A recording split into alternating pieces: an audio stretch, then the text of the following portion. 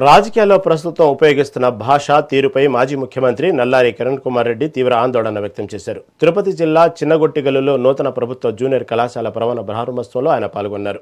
నేటి రాజకీయ సభలు కుటుంబ సభ్యులతో కలిసి చూడలేని స్థితికి చేరాయని, రాజకీయాలు ఏ సర్టిఫికెట్ స్థాయికి దిగజారిపోయాయని వ్యాఖ్యానించారు.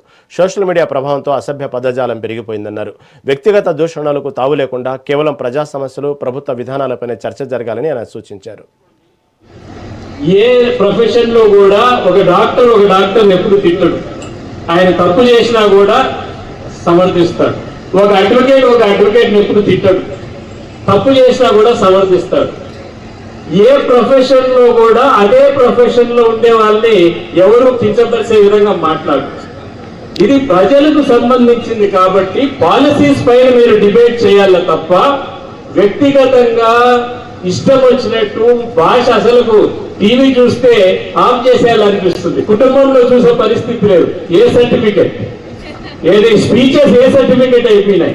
ఖచ్చితంగా పొలిటికల్ దీంట్లో సోషల్ మీడియా వచ్చిన దానివల్ల ఎక్కువ శాతం ఇది అసభ్యంగా మనం వినలేని పదాలు వాడి ఈ విధంగా చేసేది మంచి పద్ధతి కాదు. రాజకీయం అంటే ఒక గౌరవం ఉండాలి. రాజకీయ నాయకులు అంటే ప్రజలకు గౌరవం ఉండాలి. ప్రజలకు కూడా ప్రజలంటే నాయకులు కూడా గౌరవం ఉంటుంది. ఎప్పుడు మన గౌరవాన్ని మనమే తగ్గించుకుంటున్నాము.